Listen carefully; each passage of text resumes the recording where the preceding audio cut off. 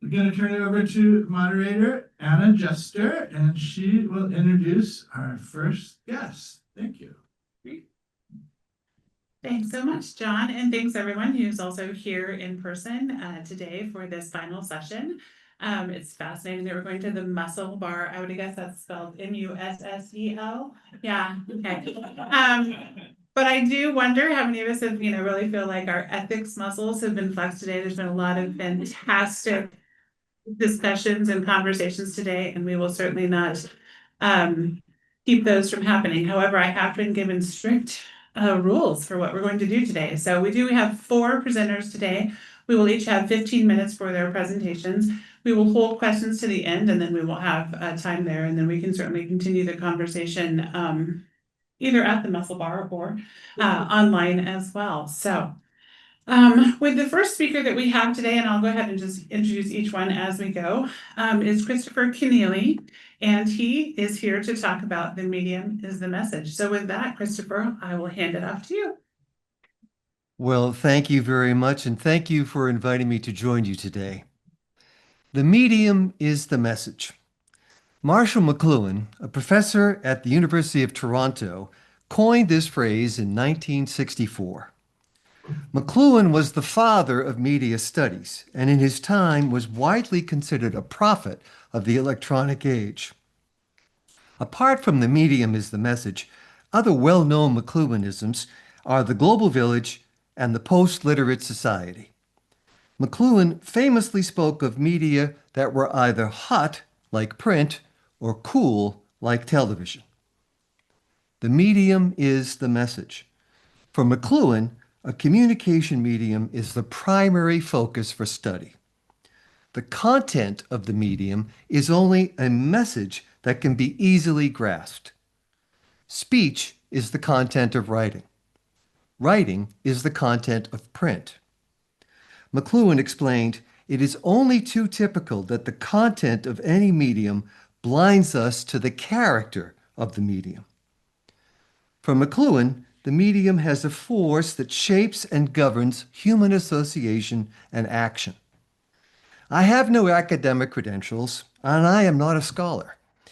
As a once and sometimes journalist, I gather string. For this presentation, I have collected and assembled threads from McLuhan and his critics to tell a story about the AI medium. McLuhan likened our relationship with the medium to a fish in water. The fish, of course, has no awareness of the water where it lives. We do not know who discovered water, but we know it wasn't the fish, McLuhan said. AI, a catch-all term for artificial intelligence, covering everything from chatbots and digital personal assistants to government surveillance of the internet, has swiftly become an invisible component of our daily interaction with the world of information. For McLuhan, a medium was a technological extension of the human body. Shoes and roads were an extension of the foot. Such extensions help to open new paths for human exploration. Generative AI is the extension of the human brain. Why is the title of the book "The Medium is the Massage" and not "The Medium is the Message"? Because the typesetter, I'm not sure why that's doing that, but okay. So because the typesetter in 1964 made an error. The title was supposed to read "The Medium is the Message," but the proof for the cover read "Massage." When McLuhan saw the typo, he explained, "Leave it alone. It's great, and it's right on target." Indeed, several readings for the title are all possible, and all of them are accurate. The medium is the message, and the massage, and the mass age, and the message. As McLuhan established, each human medium creates cultural environments. The book and printed word provided linear or privileged linear rational thought. Electronic media, especially television, re-tribalized society. Today, AI extends human intellect. AI is not just a tool, but a new medium. Because we tend to focus on content, we may not recognize yet how this new medium will spur structural changes in our human lives. Environments are invisible, McLuhan said. Any new technology, any extension or amplification of human faculties, when given material embodiment, tends to create a new environment. This is as true of clothing as of speech or script or the wheel. If one says that any new technology creates a new environment, that is better than saying the medium is the message, McLuhan told Buckminster Fuller. The content of the new environment is always the old one. The content is greatly transformed by the new technology. McLuhan urged us to explore and to probe every new medium, to focus on it with a penetrating gaze, so we may understand better its silent rules of engagement. In the New York Herald Tribune in 1965, Tom Wolfe gushed about McLuhan. Suppose he is what he sounds like, the most important thinker since Newton, Darwin, Freud, Einstein, and Pavlov. What if he is right? We need to live with our new inventions. This is McLuhan's counsel for developing an ethical approach to AI. McLuhan began his academic career as an English professor. By nature, he was conservative. He warned against haphazard innovation, yet he did not say, don't innovate. After all, innovation is haphazard only if we don't know what the result will be. With such knowledge in hand, it would be possible to program a reasonable and orderly future for any human community.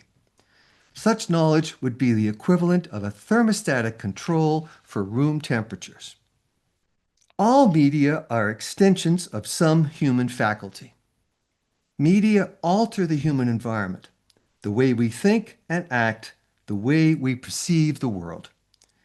When these ratios change, we change. All media work us over.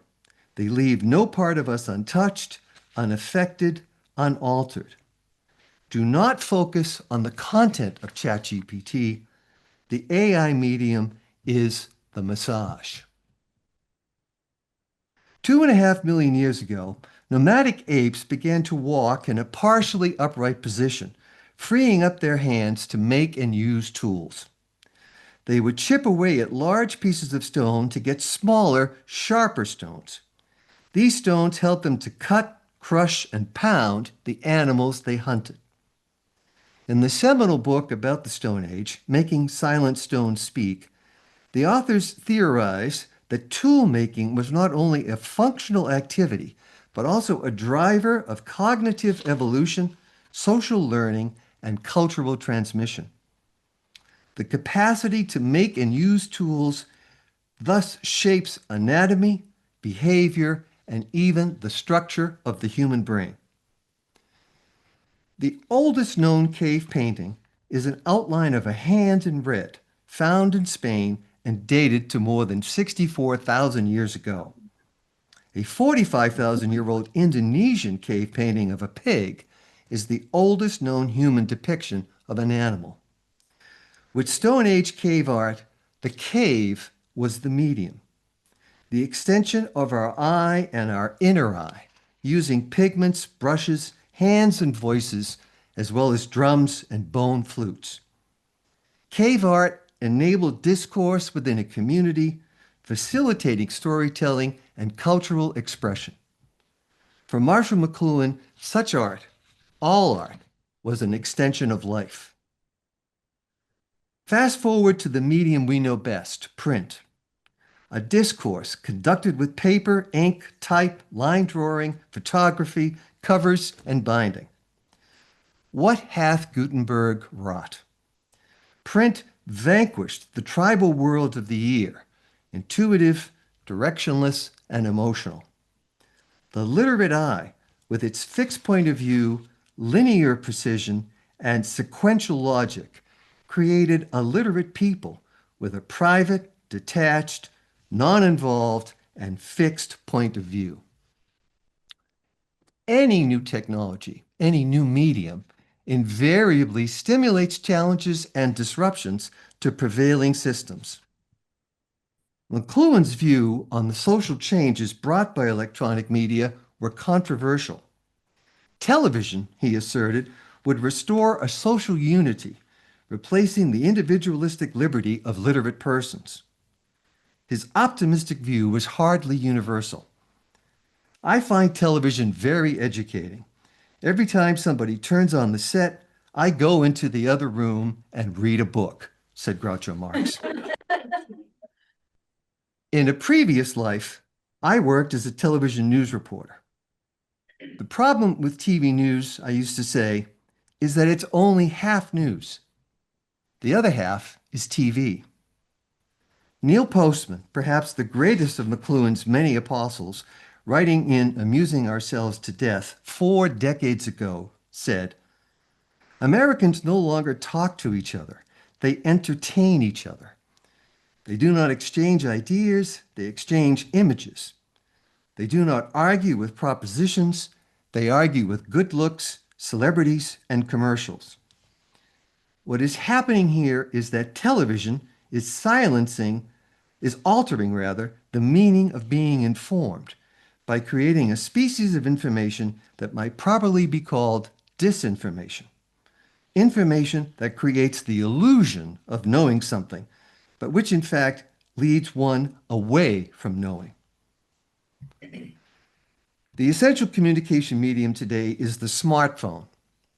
It is about the same size as a stone tool in the hands of Homo habilis, the handy human. The smartphone relies on a global network of instant access to people and data. The smartphone encourages multitasking and the rapid consumption of information. This medium affects how we process and engage with complex ideas. So what kind of a medium is a chatbot? AI is an extension of the human brain and the human intellect.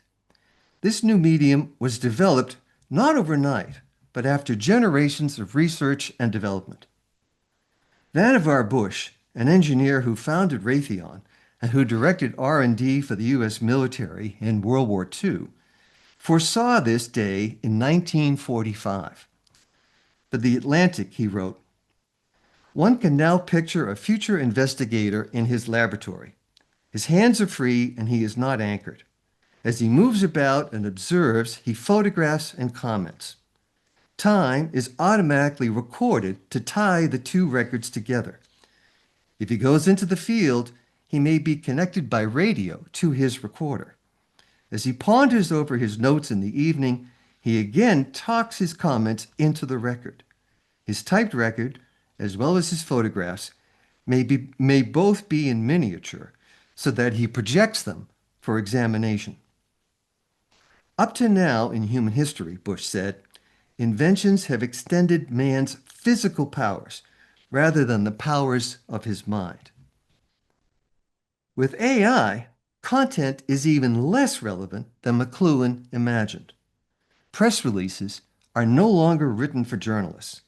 Scientific articles are just the same. They are written for machines. AI engines like ChatGPT and Gemini use this content to summarize your discoveries and your businesses. Cave art enabled discourse within a community, facilitating storytelling and cultural expression. What new human discourse is possible with ChatGPT? The underlying structure and experience of using ChatGPT is more significant than the content it produces. With AI, we traverse all ages and all experiences. With AI, our experience is not exclusive of other people's experience, but deeply and radically inclusive. We know today the same shock that pre-literate humans would have felt when confronted by the alphabet. In 2025, we have moved past the post-literate world that McLuhan imagined in 1964. As a new medium, ChatGPT has only begun to reshape human thought and community, creating unseen human environments with profound unintended consequences. Paraphrasing Spanish philosopher Jose Ortega y Gasset, AI promotes culture in the sense of culture defined by that which a man has in his possession when he has forgotten everything that he has read. Marshall McLuhan saw human history as a succession of technological extensions of human capacity, each of which worked a radical change upon our environment and our ways of thinking, feeling, and giving value. In his time, in our time, and in every time, resolve is needed in the face of such innovation.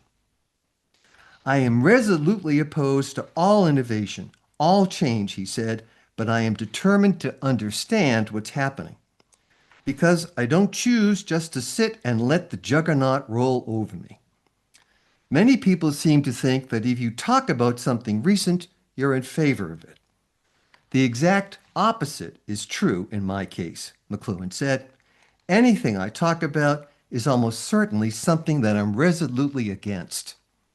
And it seems to me the best way to oppose it is to understand it. And then you know where to turn off the buttons. We should recognize that we live in an exciting time. We owe it to ourselves, our colleagues, our audiences, and our professions to reckon with the present so that we may prepare for the future. And McLuhan said, it is the business of the future to be dangerous. I welcome your comments. Please reach out to me. My email address is there. You can also find me on LinkedIn. But thank you very much indeed. All right, and now we will move to our second speaker. I see that it's already up on screen as well. Our next speaker is Elizabeth Bartmess on book indexing and artificial intelligence.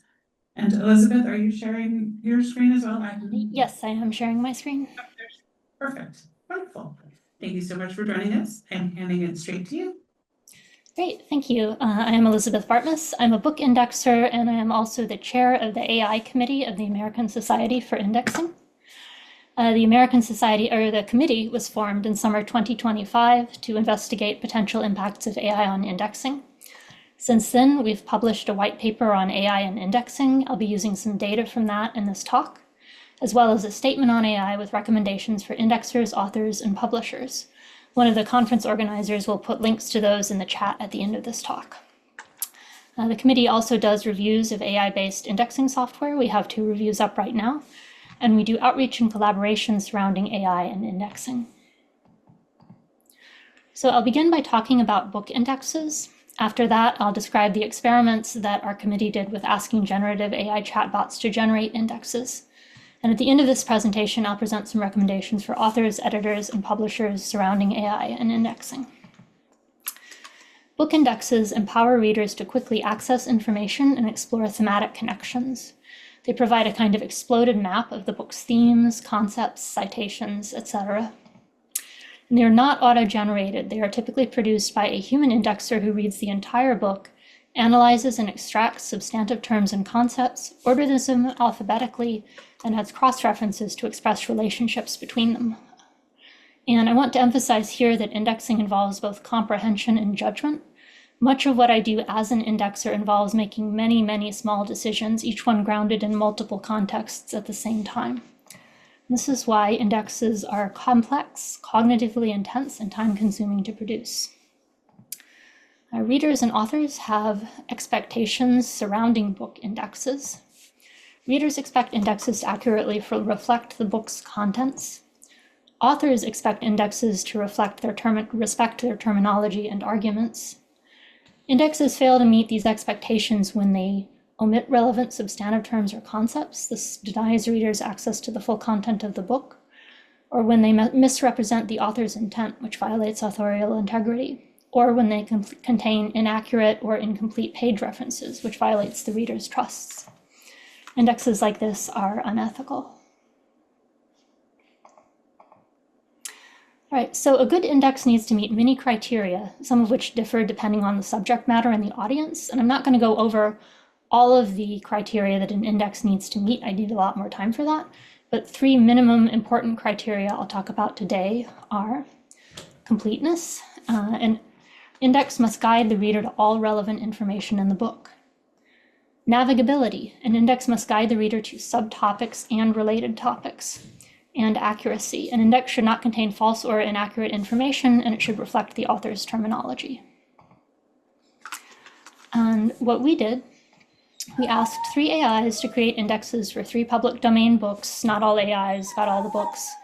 And we evaluated their output, including comparing them to the book's existing indexes on the 3 necessary criteria I mentioned previously. We did these tests during the first half of 2025, which were for older models of the AIs. We're currently analyzing data from the newer models, and I will present some of that in-process data where appropriate. Right. We used public domain books with existing indexes. We did not want to use books that were in copyright for obvious reasons that would be unethical. So we used ones that were quite old. For ChatGPT, we gave it 2 books, B.F. Skinner's Behavior of Organisms and Dale Carnegie's How to Stop Worrying and Start Living. For 2 other AIs, Perplexity AI and Claude 3 Opus, we used The Psychology of Daydreams by Jay Verendonk. We had to do this because they had tighter file size limits and we were unable to give them the books that we'd previously given to ChatGPT. Our prompt was, please create a professional quality index for the attached book using the same techniques that professional indexer would use, including cross-references, subheadings, etc. Ignore the book's existing index, instead create your own. For Perplexity and Claude, we wanted to see if the indexing might be a little better if we gave them some standards for indexing, so we included a copy of the criteria for the ASI Excellence in Indexing Award. And the prompt was the same as the one I just read. We added a line about, please ensure that the completed index adheres to the guidelines in the attached file. We also had to cut down the book a little more, even for Claude. We had to delete the last 60 pages, which included the existing index. So we omitted the instruction from the prompt to ignore the existing index. What we found, AI-generated indexes had issues with technical aspects, including formatting, alphabetization, and failure to detect page numbers. Although all of these are important and would need to be fixed before an index could go to a client, the fixes are straightforward if tedious for a human to do, so I'm not going to focus on those in this presentation. What I am going to focus on are the AI's failures to meet the 3 minimum criteria: completeness, navigability, and accuracy. Right, first criterion, completeness. An index should provide access to all indexable information in the book. Compared to the book's original indexes, we found that AI-generated indexes contain fewer than 1/3 as many main entries. They omitted at least 1/3, or more typically nearly all, of the indexable names, and they entirely failed to index titles of works. They also omitted material by other measures. They provided fewer than 2 entries per page on average. The expected range for an index is typically 2 to 10 entries per page, with trade books being usually near the lower end and scholarly books near the higher end. ChatGPT also failed to index more than 90% of the pages of one book and 21% of another. When looking at current models, this is the unpublished data that we're currently analyzing. Generally, they still primarily under-index, but we have found one that both under-indexes and over-indexes, missing significant topics and cluttering the index with passing mentions. Passing mentions are terms that are briefly referenced, but not significantly discussed and should not be indexed. We suspect that the underlying issue beneath under-indexing and over-indexing is the same. AIs don't have the judgment necessary, the really genuine understanding of the text necessary to correctly pick out what information should be indexed and what should not be. Criterion 2, navigability. Indexes should guide readers to subtopics and related topics via cross-references, see and see also. We found that AIs failed to use cross-references effectively to point readers to subtopics and related topics, and that in general, their cross-reference use was incorrect and idiosyncratic. Current models use cross-references more, but they don't appear to point readers to subtopics and related topics more effectively. We are still analyzing data, but they use them quite poorly. Criterion 3, accuracy. Indexes should be accurate. They should contain no false or invented information. The page references should be correct, and the terminology should reflect the author's use. And often what we will do is we will index the information under the author's term. If we think there's a term that the author didn't use that the reader is likely to look it up under, then we will put that in as a cross-references. So, cats see felines, so that the reader will still wind up in the correct place in the index. To test this, we used the copy editor's rule of thumb. This is a standard check for indexes. You check 10% of the page references. If you find no more than 1 or 2 errors, you check another 10%. If you find more than 2 errors in all of that check, then the entire index needs to be considered inaccurate, and it all has to be checked. And this is extremely time-consuming. Our AI-generated indexes, all of them failed the copy editor's rule of thumb. Significant numbers of pages we also found were omitted entirely from the index. And we found, while doing this check, that a majority of the entries in all indexes had 1 or more additional problems. They imposed terminology instead of using the author's terminology. They indexed passing mentions, terms that were briefly referenced but not substantively discussed that shouldn't have been indexed. They used excessively long page ranges. A typical page range for an index is about 8 pages, although there are some exceptions. AI indexes had ranges of up to 99 pages, which is nearly a third of the book, which is not very useful for an index, which is supposed to point you basically at the information that you're looking for. And sometimes they also mischaracterized the nature of a discussion. They just did not understand or did not adequately represent what a discussion was about. In general, only 13 to 26% of the total entries that we checked were adequate. The rest would all require substantial intervention before we could pass them on to the client. And before I move on, for accuracy, we haven't yet done an accuracy test for our current models. We suspect they are probably not great. Once those analyses are complete, we'll be publishing those on the ASI website. All right, summary. AI-generated indexes are incomplete, lack navigability, and are inaccurate. They fail the 3 necessary criteria. And they also involve a lot of smaller technical issues, all of which would need a lot of work from a human before they could be given to a client. In general, they mislead readers and fail to serve their needs. They mischaracterize and misrepresent the author's work. The fine-grained professional judgment of a trained and skillful human indexer is still necessary to produce an adequate index, let alone an excellent one. So I would like to briefly expand on some specific ethical issues that come up surrounding AI and indexing. Quality.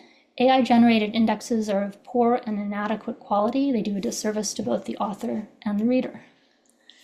Transparency. AI tools are not always transparent about how they use uploaded content. They pose potential copyright, privacy, and authorial integrity issues. And so for this, among other reasons, we've recommended to indexers that they not ever let their clients' work touch an AI tool. And I've also encouraged them to turn off automatic AI suggestions in software that we use to view manuscripts, such as Word and Acrobat. Right. Honesty. Authors should always be informed about AI usage in production of an index to their book. And integrity. Financial pressures encourage cheap, fast work over costly and time-consuming work, sacrifices quality for speed. Our recommendations for authors and editors are, first, don't use AI-generated indexes. ASI has a resource for authors and editors for guidance on hiring a professional indexer, and that will go into the chat at the end of this talk. For publishers, if you work with authors who provide their own indexes, we recommend making them aware of the shortcomings of AI-generated indexes so that they will know that there are problems, because the problems that AI-generated indexes have are often not apparent when you just look at them. You need to actually examine them in relation to the text, like we did when we were checking, doing the copy editor's rule of thumb and checking each entry against the text. If you are considering adopting an AI product for indexing, like I just said, be aware that issues with AI-generated indexes are not evident on a surface read. You can check our AI news category to see if the product has been reviewed. That link will also go into chat in a bit. You can request a review. The AI committee does reviews of publicly available AI-based indexing software, or you can hire an indexer to evaluate how well the product actually makes indexes. If you use AI for indexing despite its flaws, and we really encourage you not to, we recommend disclosing your use to authors ahead of time, including the specific AI engine and what it may or may not do with the uploaded files. And we recommend offering your authors the option to provide a professionally created index instead. Right, and finally, I have a resources slide, and someone is going to drop links to that in chat right now. And that is all that I have. Thank you. I'm happy to answer questions when we get to that part of it. Well, your expression in that picture, Elizabeth, is how I feel about you providing all the references. Thank you for that. So, Yeah. all right. Moving along to our next speaker, we will have Dr. Angela Kingdon, yes, talking about publishing neurodivergent authors, ethical collaboration strategies. And I will hand it straight over to you and look forward to the comments and questions that we have for you as well. Off to you, Angela. Excellent. Thank you. Excellent. I feel like I'm taking you in a very different direction after a couple of AI presentations. And last year, maybe 2 years ago, I was lucky enough to speak at this conference on AI and the use of AI with neurodivergent authors. But now we're going to go in a little different direction today. I just presented at the Stanford Neurodiversity Summit on a very similar topic about the collaboration between neurodivergent authors and publishers, editors, any of the team that they are working with. I think this is such an important conversation because if you look at neurodivergence across the board in society, so that's dyslexia, autism, ADHD, if you just add everything up, it's 15 to 20% of the population, give or take.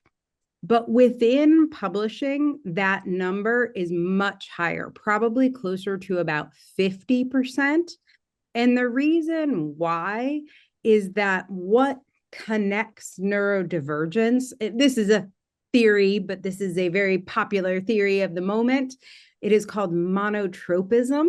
And if you check out monotropism.org, there are some great resources there on it. But basically, in the autism world, we call this informally our special interests. And we tend to want to study and write and gather data and share that data and information. And so we write a larger percentage of the books, but many staff members, people who have usually a higher EQ and can work in teams and can work across the board, they are more likely to be polytropic and the opposite of monotropic. And so they are working with bureaucracy and meetings and schedules and lots of the executive functioning that makes an author not very good. So authors that can be super honed in and monotropic and write for 5 days straight without going to the bathroom,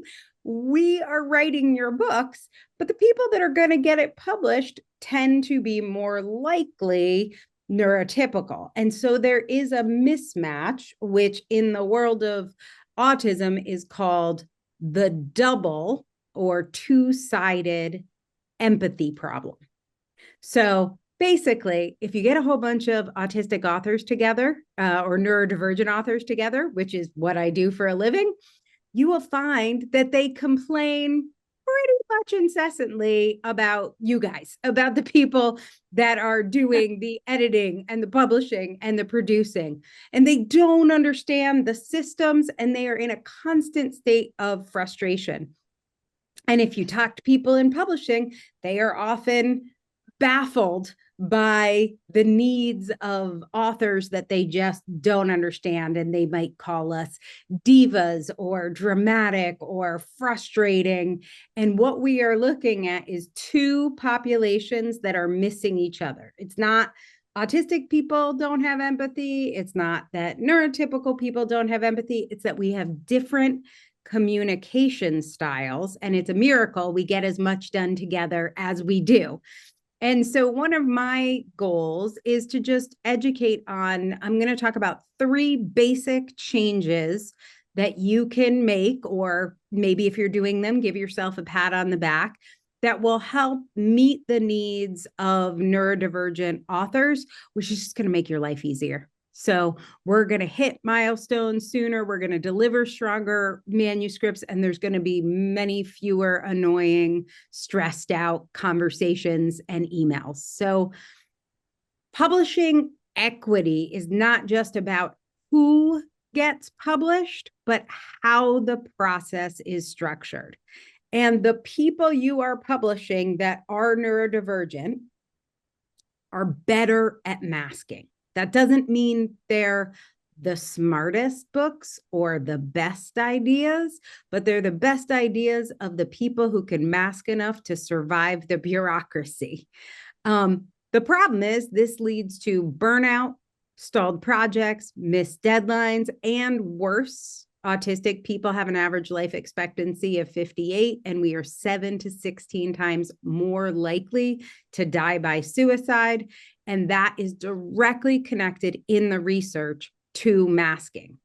So there are real ethics behind this. And also there's just better books that we are missing, that we are excluding because the process is less accessible than it could be with very, very few modifications. So I'm going to give you 3 ideas I have found to give you the most bang for the buck.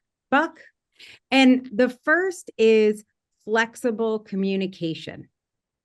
So this can look many different ways. The key to all 3 of these tips is having conversations up front, often even before contracts are signed, especially if your organization, this is just hard to do.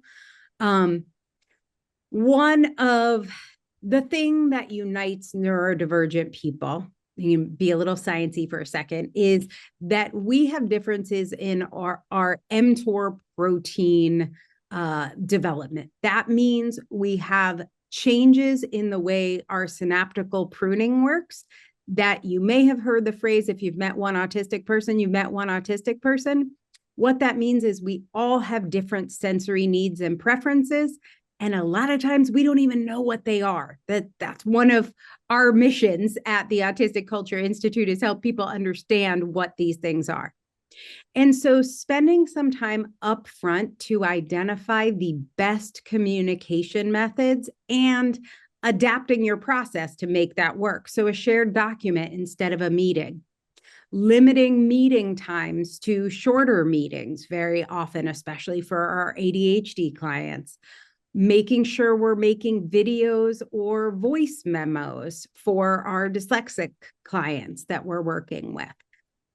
So maybe it's having video off because there's perception issues. One of the big things, this is going to sound so small to you guys, this is so easy to fix. One of the biggest complaints I get from my authors is there's so many 3-letter acronyms and so much jargon. They get really emotionally dysregulated and then they miss half the instructions. So providing recordings, closed captioning being available, anything where you're using jargon to remember to spell that out, because hyper-connected brains get stuck in the details. We are bottom-up processors. And then this is a great use of AI, is summarizing meetings for key details and milestones. If you can do that for us or have that automated, that can make a huge difference. And there may be specific ways to deliver that. The next one, this might take some negotiating with your team, but it is having a different approach to pacing. Autistic people, ADHD people, and dyslexic people often have different processing times, and we need information given and then time to sit with it and a follow-up. Having 2 half-hour meetings that are a week apart will often get you better and more reliable results than asking for reaction and iteration in the moment. Now, again, everybody's different, so having a conversation about this is important, but also observing if things are getting discussed again and again, and not done in the way that you thought. It often means the situation is creating emotional dysregulation, or it's not working, but there's not a safe space to communicate that. So they're trying to mask and probably failing. And then the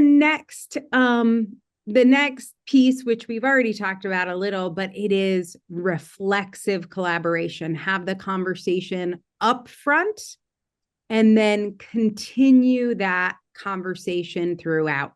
Whatever process you agreed to, make sure it includes changing the process if it's not working, especially for our ADHD and ADHD clients.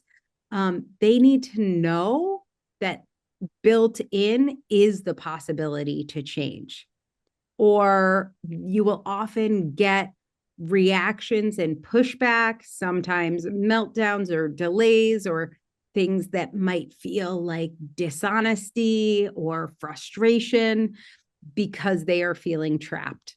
And with our autistic clients that have a pervasive drive for autonomy, they will push back more and more. If that level of pushback is going up, it's because there's not enough reflexive collaboration and just built into the system reviewing agreements.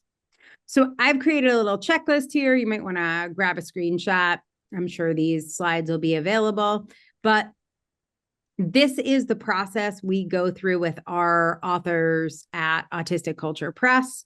And the first is we do an onboarding review. It's a simple form that we usually do, and we give people in each of the sections.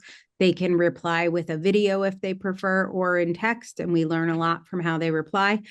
What their executive functioning needs are, what their sensory sensitivities, and what their emotional regulation issues are at the beginning of the working relationship. Now, you might not know exactly what these terms mean, but do they want visual schedules? Do they want reminders?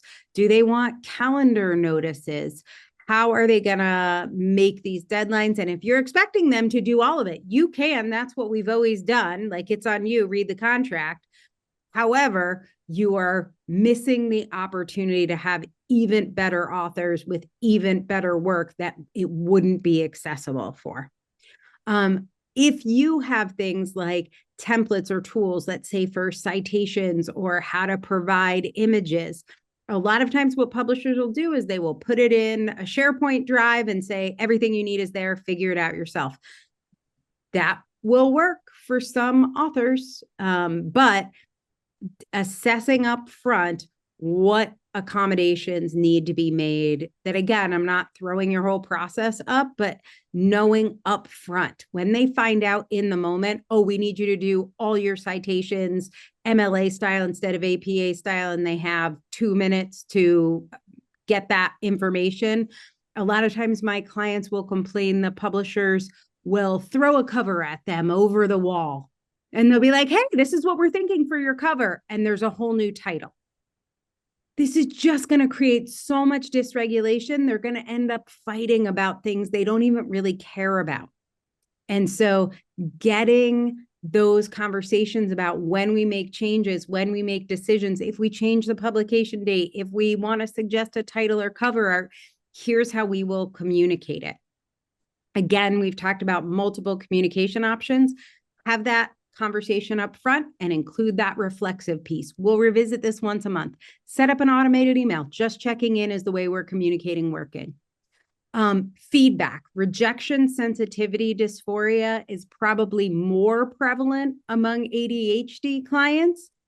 Also very prevalent with autistic clients. And for our dyslexic clients, it's often trauma-informed rejection sensitivity dysphoria. Feedback is going to be handled differently by different people. So how do they prefer it? In writing, what is your process? What can they expect? And remember, most neurodivergent people are going to look bottom up. They're going to be looking for the details.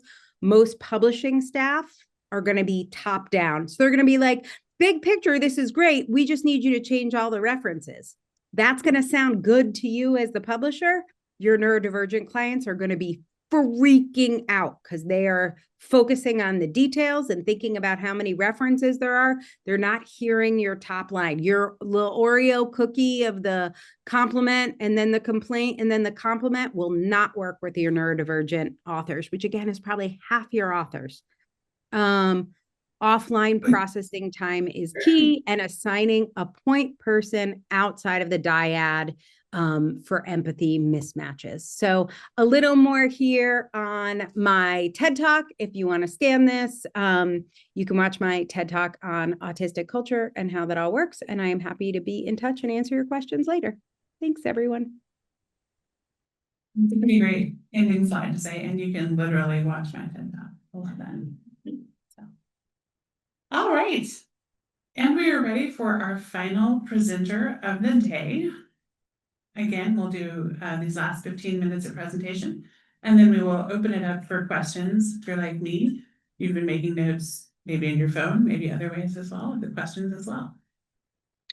All right, hi everybody. My name is Mikayla Lee. I am an instructional technologist at Johnson & Wales University. I have also graduated from the MPS publishing program at GW last May in 2025. I have served as their e-publishing lead for the past couple of years for GWJEP. And I also recently did an internship with Yale University Press. So I'm kind of in that like career transition into the publishing world. This poster is a project that I did through the SSP fellowship last year with my partner, Molly Hurst. She's not here with me today, but she works for Data Dryad and did a lot of the data processing for this project, which I'll get into. So that is on the left-hand side. And then on the right-hand side is a case study that I did using some of the data from the left-hand side. So the title is Revenue, Region, and Racial Demographics, a study of college publishing programs and presses over time. And essentially what we did was gather a bunch of data from about 101 colleges, I think it was, all in the US. And we gathered data about their racial and gender demographics. We gathered their revenue data over the past 10 years. It was from 2012 to 2022. And then we gathered data about whether or not they have a university press or a publishing program. And we were basically looking for correlations between either the presence of a university press and revenue or racial demographics and revenue. We also looked at designations as R1s, R2s, R3s, liberal arts colleges, tribal colleges, Hispanic serving institutions, and HBCUs. So we were basically gathering a bunch of variables about universities and university presses and seeing what correlates and what doesn't, essentially. Big picture, what we found, which is not that surprising, is that both R1s and institutions with university presses are correlated with higher revenue. What we also found was that tribal colleges and Hispanic serving institutions persistently suffer lower revenue when we look at that 2012 to 2022 range. Thirdly, we found that, and it's also just a fact, that there are no tribal colleges or historically Black colleges with a university press. So taking all of that data into account, I went on and did a case study focusing on, the goal was to find one region that represented all of the different types of institutions that we were looking into. So we ended up settling on the Lower Peninsula of Michigan, just because that is where we happen to find all of these different types of institutions. So we were looking for a university that had a university press. And so that was Wayne State University. We were looking for an HBCU. So that was Pencil Lewis College of Business and Design. Their logos are all in this lower right-hand corner. The third college was the Hispanic serving institution. And so we went with Andrews University. They do also have a university press. So it's Andrews University Press. And then the last one was a tribal college, and that was Saginaw Chippewa Tribal College is what we ended up researching. And all of these different colleges revealed a lot of the different systemic barriers that come into play when you talk about actually opening a university press and publishing the research that comes out of an institution, within that institution, like in-house. And so, yeah, I'll get into a little bit into each of them and then talk about some of the recommendations at the end in terms of how we can make partnerships between different institutions less extractive for both parties, and how consortia can be a little bit more effective in helping minority serving institutions publish their work. So first, with Wayne State University, they have a university press that is best known for publishing in both Black studies and Detroit culture, because that's where the university is located. This just brings up a lot of questions about the fact that there are no HBCUs with university presses. And so all of the scholarly notoriety for that discipline is going towards schools that have historically served white populations, just because the publishing industry does not recognize the HBCUs that are also obviously doing that research. So secondly, we looked at Pensole Lewis College of Business and Design. This situation revealed a lot to me about how accreditation in itself is a barrier to the university, creating a university press. If you can't be accredited as a university, obviously you can't publish your work. And so Pensole Lewis ended up closing their doors from 2015 to 2020 due to a lack of accreditation funds. When they did open their doors again in 2020, it was largely through corporate partnerships that were funding the institution. They are a design school, so they focus mostly on like shoe design, logo design, brand design. And so they have partnerships with Nike, Target, Pepsi, and other big brands that are publicizing their students' work. I think this is also a really interesting example of how historically Black colleges and also minority serving institutions in general have historically found alternative routes to publishing their work in a way that is more accurately reflects their expertise and culturally what they provide to the discipline. Thirdly, looking at Andrews University Press, this was also a really interesting situation. So Andrews University is a Seventh-day Adventist university, and it was established in the 1870s. It actually did not earn the designation of a Hispanic serving institution until about the last like 10 to 20 years. So it was much more established as an Adventist institution that was publishing theological and biblical texts far before they were focused on serving Hispanic students. And so the publications don't necessarily serve the students, Hispanic students, in any specific way. And so I just thought that was really interesting in terms of looking at the correlation between, is our publishing serving the demographic of students that are working within a discipline?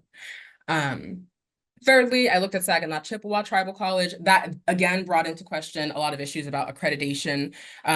Tribal colleges have to go through a lot more red tape when it comes to becoming accredited. They have to apply to have a college on tribal land. They have to apply to provide federal financial aid to their students. And so it's just a lot more costly and time consuming to even establish the college to begin with, let alone to publish work. It also calls in a lot of ethical concerns when tribal colleges obviously want to publish work about their culture, about the artifacts that they house, et cetera, but come into cultural clashes in terms of how much access they're allowed to provide, and what partnerships look like in terms of that. Getting a little bit more into partnerships, I did look into one between Saginaw Chippewa and Michigan State University.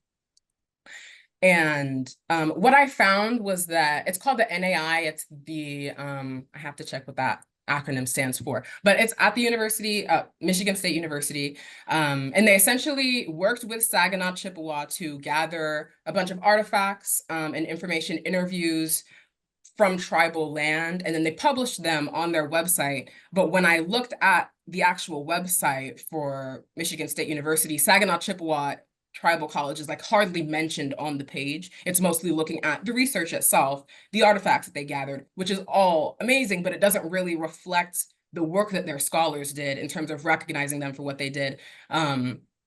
the revenue advantages that come with publishing work and selling information, which is the industry that we work in. A lot of these minority serving institutions don't get to access those benefits fully, although they are doing a lot of the work. They are providing the artifacts and the cultural relevance to do the work.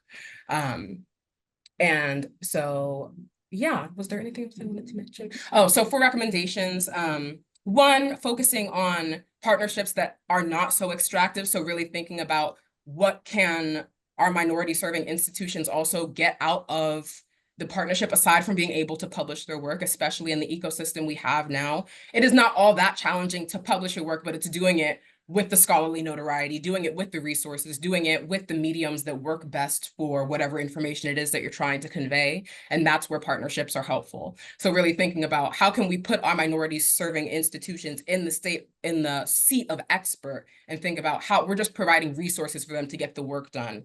We are not the experts, they are the experts, and we're providing tools in those partnerships. Secondly, I think exploring alternative formats. For publishing, this can look a lot of different ways. This could be anything from publishing zines that are more accessible to communities outside of academia. This could look like publishing with more video or audio content to reflect more oral or spoken traditions that also existed outside of academia. So just opening ourselves up to how we can actually serve culturally the communities that are on the fringes of academic publishing.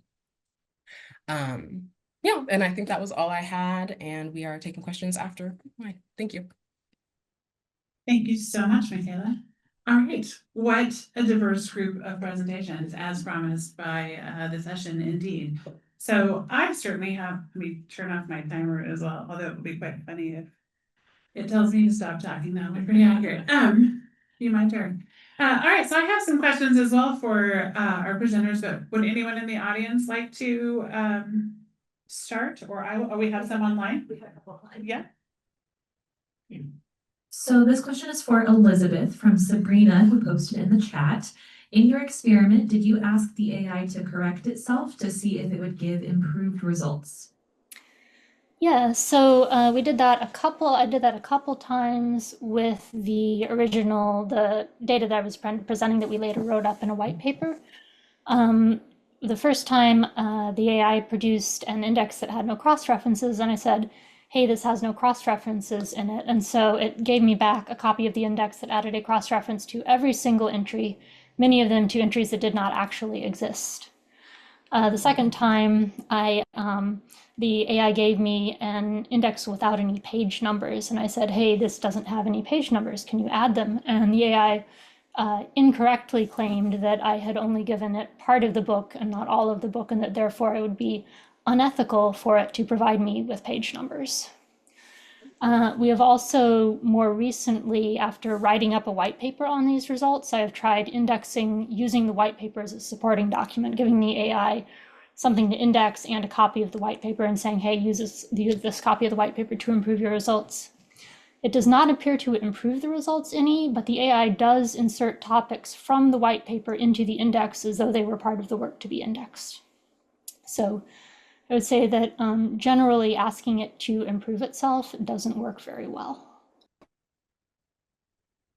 Thank you for that. We also have one more question from the Q&A online, Elizabeth, that is also for you, which is testing on AI indexing, which has clear criteria to check success against, is a good idea. Do you feel this has implications for other uses of AI, such as summarizing a lengthy text, which many people may use AI tools for? Yeah, I think it does. And in general, I guess, based on my experiences with AI, and I include both the indexing experiments I've done, and I also make software utilities, and I use AI to some extent to help with code completion and other tasks. Oh, I'm sorry. I thought someone was saying something. Based on all of my experiences with AI, I would say you always need to check its work. If you're not going to check its work on the specific thing that you're looking at, then you need to check its work on that use case with a lot of similar material, so you can get a sense of what its error rate is, because it will have errors, it will have hallucinations. You shouldn't trust that if it is giving you information that references something that is true in the world, that it will be able to accurately represent what's true. Thank you for that. And yes, when you were saying we should test what it gives you back. I don't know if it's ethical to say amen, but I'll say it. All right, great. I have, do we have one here as well? I have one for Angela okay, let me ask Angela this one and then we'll go to this one here. Yeah, so Angela, thank you very much for that presentation. I greatly enjoyed seeing some recommendations for us and actually took some screenshots of it too. I may be emailing you in the future, but I did just want to ask really quickly, you mentioned limiting meeting times, which sounds fantastic to me, whether or not I have any kind. Do you have a specific time limit you can share today that you would recommend those meetings be limited to? Well, I said limited, but I want to amend that now and say differ your meeting times. So in other words, most of us just have a default 1 hour meeting or whatever your default is at your organization that you always schedule meetings for. But what I find with my ADHD clients in general and my ADHD clients is their productivity goes down at the half an hour mark. So it's really checking in on where is the maximum productivity. I have a client right now who is ADHD and she literally gets to the good stuff 90 minutes in. And so it's finding a way, which for us, it includes a tag team of 2 different people. I have somebody on my team does the warm up first hour, and then I come in because she's a verbal processor. And so she needs to understand what's happening. She needs to verbally process. And then because I get dysregulated if I'm on a 2-hour meeting, I have basically an editor go in and edit so the meeting is more focused. So it can be longer meetings, it can be shorter meetings, but it's thinking about it strategically so that you increase accessibility for that client. Thank you so much. Yeah, as with many things, there's not a quick answer, but we should definitely, yeah. All right, we've got one from the audience here. Brittany. I also have a question for Angela. Thank you for your talk. It was super eye-opening. I think I maybe didn't realize so many authors that I work with are maybe neurodivergent. We have a survey that we send to authors at the beginning of the book publishing process, and I will definitely be incorporating some of your task lists on there. But do you have any general recommendations for identifying and also dealing with authors when you start to notice things are maybe going off the rails? Yes, 100%. So I'm going to give you everything you need to know to diagnose people without ever talking about it. So I know this is the opposite of what every psychologist wants to tell you, but it doesn't actually matter what people are clinically diagnosed with. What matters is if you can identify their bottom-up processors versus top-down processors. And it's really easy to tell if people are giving you lots and lots of information before they get to the point. And if you're a top-down processor, you're getting really frustrated. And if you're a bottom-up processor, you're getting excited about all the details. That's what you want to diagnose. Don't worry about whether they're ADHD or ADHD or dyslexic. Start with identifying, do these people need details in order to form a conclusion? Or do they like to start with a conclusion and then see if they can find the details to back it up? If you can start to look for that, it's going to help you make those modifications. Bottom-up processors are going to have trouble with top-down hierarchical structures. This is just how we do it. When you do this, it triggers this process, and then these emails get sent. They need to know that process in advance to get the best results from them. And you could just ask, I mean, a lot of times on an info form, I have a really dumb question, but it's usually like, if you are planning a party, let's say it's your best friend's 40th birthday party, are you the one in charge of the details, or does somebody tell you bring a cake and you show up with a cake? And I usually ask a question like that very early on, and I can often tell really quickly if they're a bottom-up processor. So that's your number one thing to look for, and that completely flips how I interact with somebody. So more advice in my TED Talk and on the Autistic Culture podcast as well. So yeah, I guess there was a bunch of us who were like, oh, so that's me. Okay. Oh, yes. And by the way, I've just diagnosed you as neurodivergent. There we go. theory now is monotropism is the unifying theory. It's either that or Tylenol, I can't remember, but monotropism is the thing that separates neurodivergent people, one group that's bottom-up processors, from neurotypical. I don't necessarily like those names. Sometimes it's neurominority, neuromajority. But in any case, to me, I'm looking at bottom up versus top down. Half of the fights in the world would end if we could identify that first. Yeah. All right, thank you so much. So we have two more questions in here, and so we'll do one more question for Elizabeth. We have one for Mikayla, and then one for Christopher as well. So another question for Elizabeth from Susan Moffett online. Do we know the scope of the organizations and people involved in trying to get AI to index well? So I can tell you what we've seen so far. And first of all, let me say that the AI committee is interested in the impact of AI on indexing and how well AI indexes, but we're not necessarily engaging in a training program or anything like that. We've seen several efforts at producing AI-based indexing software from independent developers. Two of the three had backgrounds in big tech. They were doing it as a side project, not a part of their regular work. The other was a college student. There may be other efforts on AI and indexing, but we're not aware of them. They haven't contacted us. And we probably won't know about it until they either publish something on the web or approach us. Thank you for that. All right, this one is for Mikayla. So in terms of establishing publishing partnerships with HBCUs, Hispanic serving institutions, and tribal colleges, did your research give you a sense of which kinds of collaborations are the most effective? This question is from Kelly Robbins online. Yeah, thank you for that. I found that the partnerships that felt the most beneficial on both ends were partnerships that more so brought in specific scholars from an institution and gave them tools about how are we using AI in the digital humanities. What are the open access resources that you can use to help your scholars publish, and just giving them workshops on how to access those resources. As opposed to actually facilitating the publishing for them. Like, I think that is the main difference, is that it should be a sharing of tools and of knowledge and of resources, as opposed to give us this information and we're going to publish it. And more of a back and forth type of collaboration. Thank you for that as well. We have one more for Mikayla that came in. This one is from an anonymous attendee, so I'll ask this, and you are welcome to answer anonymously if you really wish. But this question is from Mikayla. Based on your research, in what ways have economic and policy barriers limited the development of university presses at HBCUs, and how has this affected the visibility of Black scholarship in academic publishing? It's a long question.